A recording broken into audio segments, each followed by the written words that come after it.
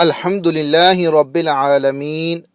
والصلاة والسلام علی سید المرسلین اما بعد فاعوذ باللہ من الشیطان الرجیم بسم اللہ الرحمن الرحیم۔ تیسرا باب صراط الجنان فی تفسیر القرآن پر کام اور اس کی خصوصیات کا بیان۔ دائرہ اسلام میں داخل ہونے والے سب مسلمانوں کی زبان عربی نہیں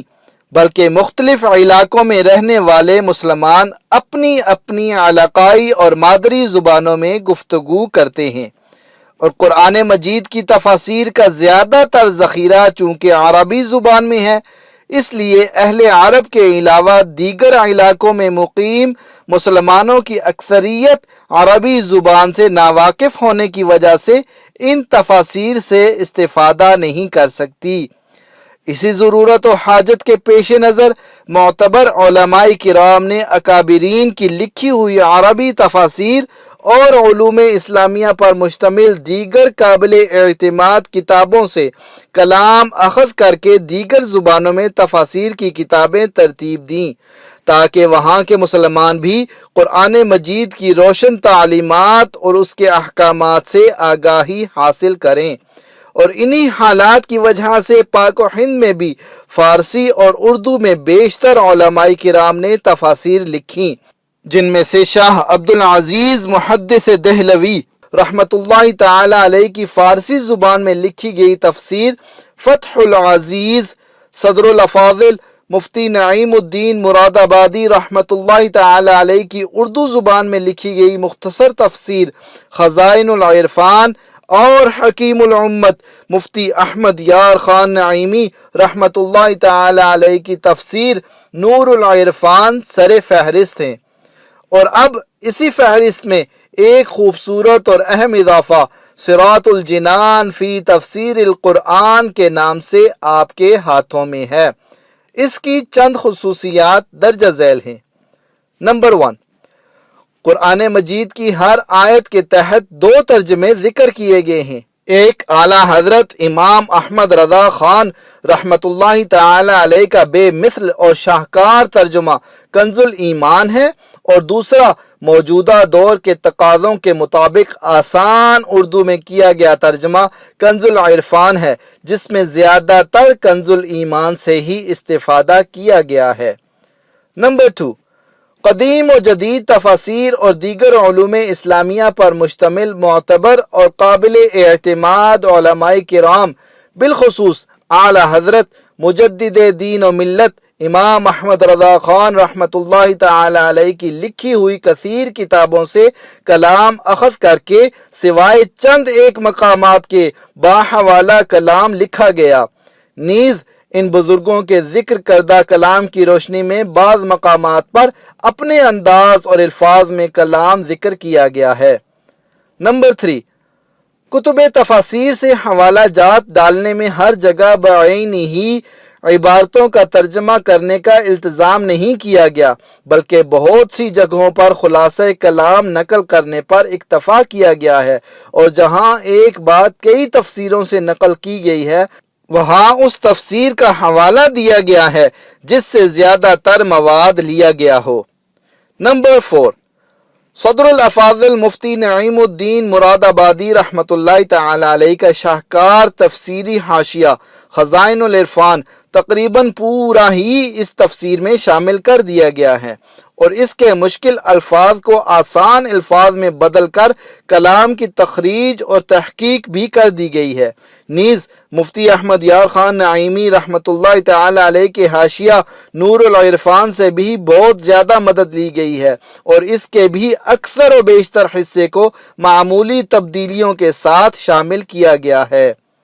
نمبر 5، فی زمانہ عوام الناس بہت طویل اور علمی و فنی ابحاث پر مشتمل تفاسیر پڑھنے اور سمجھنے میں بہت دشواری محسوس کرتے ہیں۔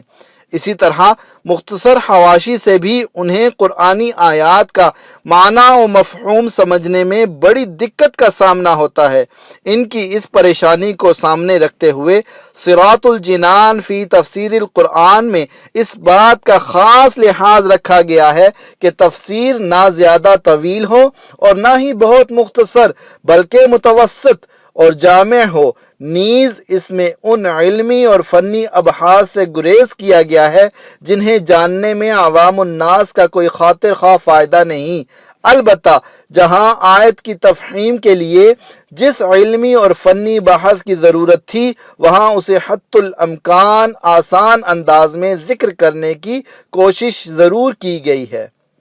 نمبر 6، اردو کی مشکل تراکیب کی بجائے آسان الفاظ و تراکیب کا استعمال کیا گیا ہے تاکہ کم پڑھے لکھے حضرات بھی اس سے آسانی کے ساتھ استفادہ کر سکیں اور قرآن مجید کی تعلیمات اور احکام کو سمجھ کر ان پر عمل کر سکیں۔ نمبر 7،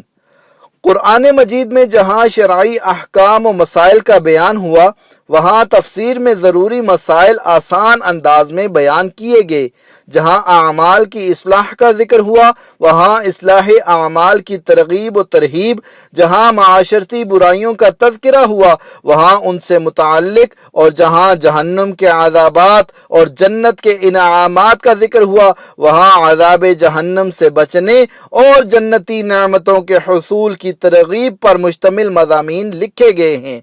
نیز باطنی امراض سے متعلق بھی قدر تفصیل سے کلام کیا گیا ہے۔ نمبر 8، اسلامی حسن معاشرت سے متعلق امور جیسے والدین، رشتہ داروں، یتیموں اور پڑوسیوں وغیرہ کے ساتھ حسن سلوک اور صلح رحمی کرنے سے متعلق بھی بہت سا اصلاحی مواد شامل کیا گیا ہے۔ نمبر 9، مختلف مقامات پر عقائد اہل سنت اور معمولات اہل سنت کی دلائل کے ساتھ وضاحت کی گئی ہے اور موقع و مقام کی مناسبت سے معاشرے میں رائج برائیوں کی قرآن و حدیث کی روشنی میں مذمت بیان کی گئی ہے۔ نمبر 10، حضور پر نور صلی اللہ تعالی علیہ وآلہ وسلم کی سیرت مبارکہ خاص طور پر بیان کی گئی اور صحابہ کرام رضی اللہ تعالی عنہم اور اولیاء عظام رحمت اللہ تعالی علیہم کی سیرت و واقعات بھی ذکر کیے گئے ہیں۔ نمبر 11،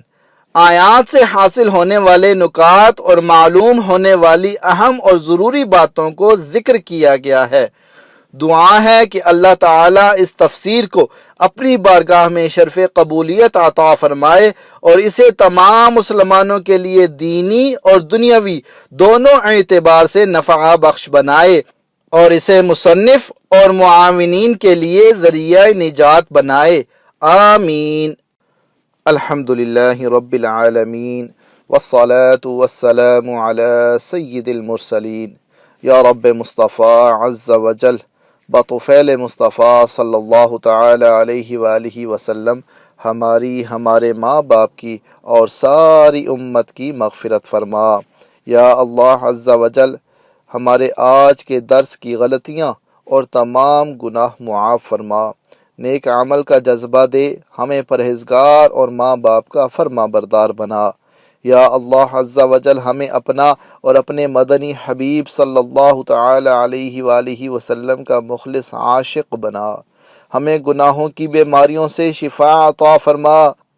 یا اللہ عز وجل مسلمانوں کو بیماریوں، قرض داریوں، بے روزگاریوں، بے اولادیوں، بے جا مقدمہ بازیوں اور طرح طرح کی پریشانیوں سے نجات عطا فرما۔ یا اللہ عز وجل اسلام کا بول بالا کر اور دشمنان اسلام کا منہ کالا کر۔ یا اللہ عز وجل ہمیں دعوت اسلامی کے مدنی ماحول میں استقامت عطا فرما۔ یا اللہ عز وجل ہمیں زیر گنبد خضرا جلوہ محبوب صلی اللہ تعالی علیہ وآلہ وسلم میں شہادت، جنت البقیع میں مدفن اور جنت الفردوس میں اپنے مدنی حبیب صلی اللہ تعالی علیہ وآلہ وسلم کا پڑوس نصیب فرما۔ یا اللہ عز وجل مدینے کی خوشبودار ٹھنڈی ٹھنڈی ہواؤں کا واسطہ ہماری جائز دعائیں قبول فرما، آمین بجاہ النبی الامین صلی اللہ تعالی علیہ وآلہ وسلم۔